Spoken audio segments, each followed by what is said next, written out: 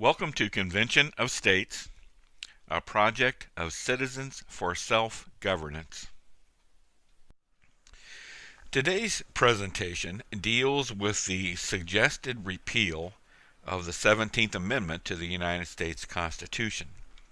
Material for this presentation was prepared by District 85 volunteer Ed Paraguay. The 17th Amendment to the United States Constitution, ratified April 8, 1913.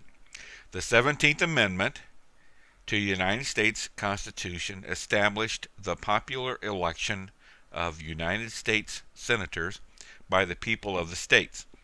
The amendment supersedes Article 1, Section 3, Clauses 1 and 2 of the Constitution, under which senators were elected by state legislatures. The 17th Amendment was passed during Woodrow Wilson's first term. Wilson was a progressive who believed that the people were not well educated enough to know what was best for them, and that government should make decisions for them. The earliest proposal for popular election of U.S. senators was actually drafted in 1826. Others followed in 1829, 1855, 1868, and 1892.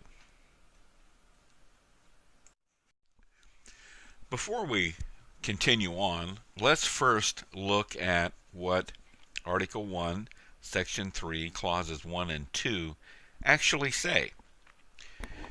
The Senate of the United States shall be composed of 2 senators from each state, chosen by the legislature thereof for 6 years, and each senator shall have 1 vote. Immediately after they shall be assembled in consequence of the first election, they shall be divided as equally as may be into 3 classes. The seats of the senators of the first class shall be vacated at the expiration of the second year, of the second class at the expiration of the 4th year, and of the third class at the expiration of the 6th year, so that 1/3 may be chosen every second year.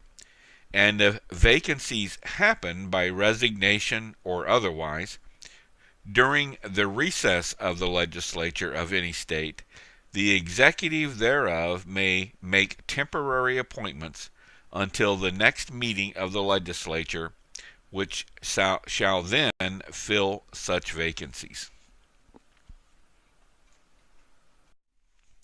Well, let's now look at what the 17th Amendment actually says. The Senate of the United States shall be composed of 2 senators from each state, elected by the people thereof, for 6 years, and each senator shall have 1 vote. The electors in each state shall have the qualifications requisite for electors of the most numerous branch of the state legislatures. When vacancies happen in the representation of any state in the Senate, the executive authority of such state shall issue writs of election to fill such vacancies, provided that the legislature of any state may empower the executive thereof to make temporary appointments until the people fill the vacancies by election as the legislature may direct. This amendment shall not be so construed as to affect the election or term of any senator chosen before it becomes valid as part of the Constitution. The book cover depicted in the cartoon illustration suggests the struggle that happened during this time in determining how senators were chosen in the indirect age. This period of time was referred to as the indirect age. From the actual preface to this book, Electing the Senate, we can tell you that elections for U.S. Senator in the indirect age were fiercely contested. In contrast to conventional wisdom, neither machine politics nor the results of state legislative elections predetermined who would become U.S. Senator, or how easily they would be elected. State legislatures took multiple ballots to elect their senator, and the process could last for an entire legislative session and still produce no winner.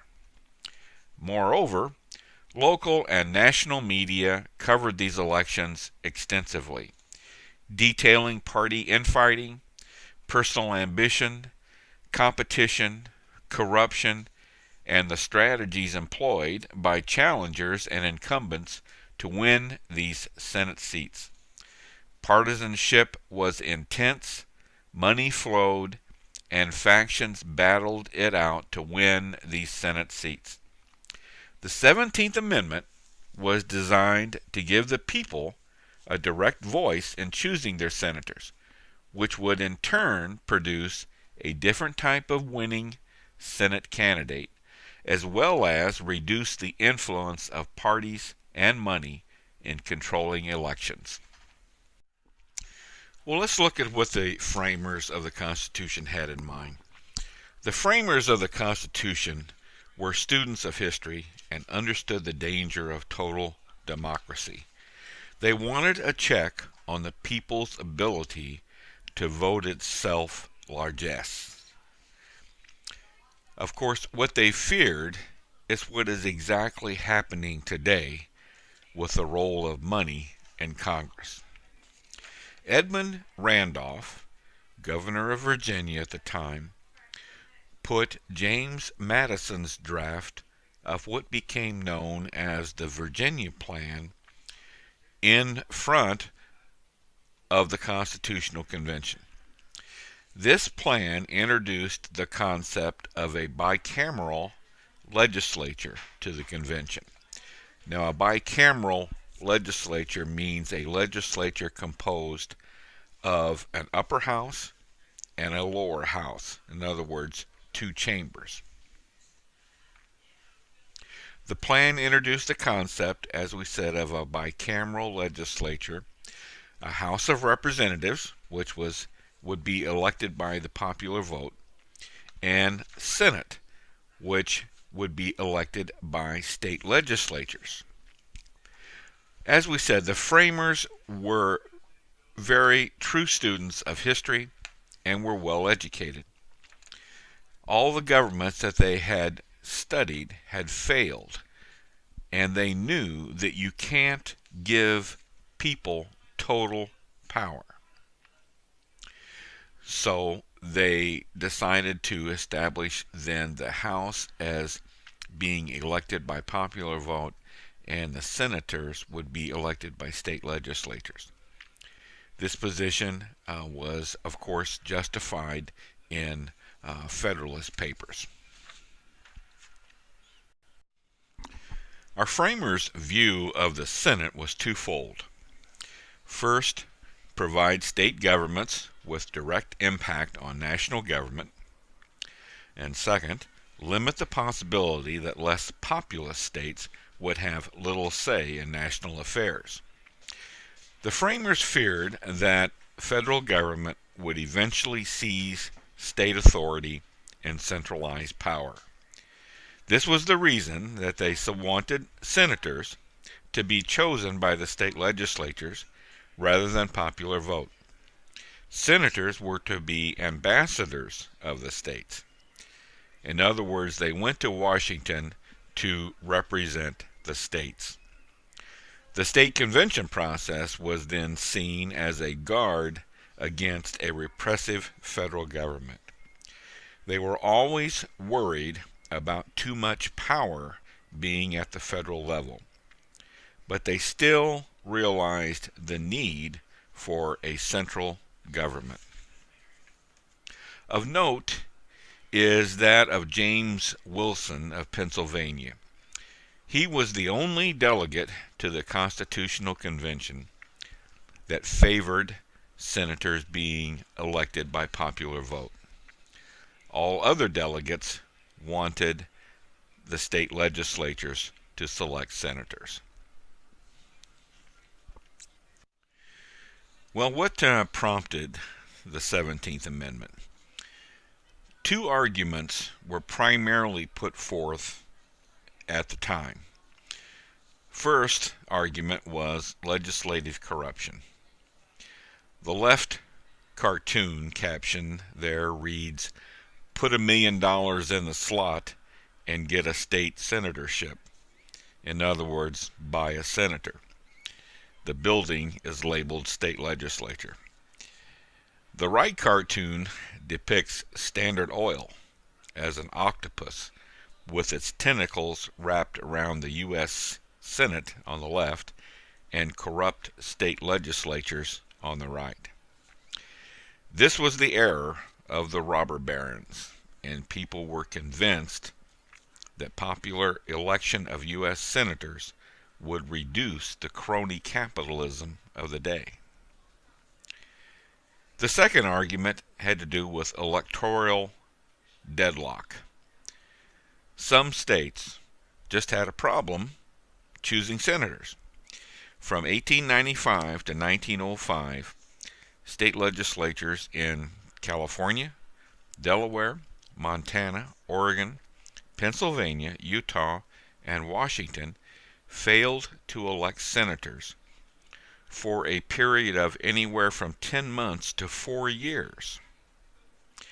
Eventually, though, 31 states offered some manner of popular voting on senators at one time or another. In other words, the states were actually altering their own laws on the process of choosing their senators. In the 19th and early 20th century, a progressive populism was forming that promoted radical egalitarianism and centralized authoritarianism. Egalitarianism is the trend of thought that favors equality of outcomes for all people. Notice that this differs from the equality of opportunity espoused by the founders. Egalitarianism is at odds with individual liberty. Jeffersonians and Jacksonians identified the central government as the cause of inequality. Andrew Jackson thought big government was actually inegalitarian because it fostered crony capitalist policies that benefited the rich and well-connected rather than the common man. Radical egalitarianism is a political theory associated with the ideas of optimistic tendencies, the suggestions that Americans must work in a multiracial and multicultural society, and that citizens must use activism and social reform within the current institutions. Radical egalitarianism is the, quote, jam it down your throat approach, quote, taken by modern progressives. Examples of their work are gender-neutral bathrooms, multiculturalism, all cultures are equal, a feminist agenda, negative views of boys relative to girls, and other agendas by regulatory and judicial fiat. In the name of equality, they discriminate in favor of designated groups. Here is a conservative opinion on equality with which probably the founders would have agreed. All men are fundamentally equal because they are created in the image and likeness of God. Yet, while all newly born babies are spiritually equal, they do not possess the various human attributes in the same degree. These natural differences or accidents, as St. Thomas Aquinas called them, include intelligence, strength, beauty, imagination, disposition, and fortitude. Hence, some people are smarter, while others are superior athletes. And there are the average people who sometimes surpass their betters because they have the drive to persevere and refuse to quit working until they achieve their goal. Centralized authoritarianism. Authoritarianism is a form of government characterized by strong central power and limited political freedoms for individuals. Centralized authority exists in an organization when all or most decisions and orders come from a centralized source, usually the members from the top levels of the organizational structure. Now, this can be helpful in wartime, for example, but stifles creativity and personal freedom in peacetime. Two men that played key roles in the 17th Amendment process were William Jennings Bryan, a two-term member of the House of Representatives from Nebraska, campaigned strongly for popular elections of U.S. senators. William Randolph Hearst used his publishing empire, eventually the largest in the world, to back the proposed amendment. He was twice elected to the U.S. House of Representatives as a progressive. Today, U.S. senators now spend less time with elected state officials and more time with Washington lobbyists, national political consultants, national advocacy consultants, and campaign funding. State legislatures hold little power over U.S. senators, and the states, therefore, have lost their voices at the national level. Well, a suggested remedy. Actually, this suggestion comes from Mark Levin's book, Liberty Amendments. And keep in mind, this is just a suggestion. Final decisions on these matters would be determined at a convention of states under Article 5. First of all, we would repeal the 17th Amendment. Then, all senators shall be chosen by their state legislatures as prescribed by Article 1 of the Constitution. This amendment shall not be so construed as to affect the term of any senator chosen before it becomes valid as part of the Constitution.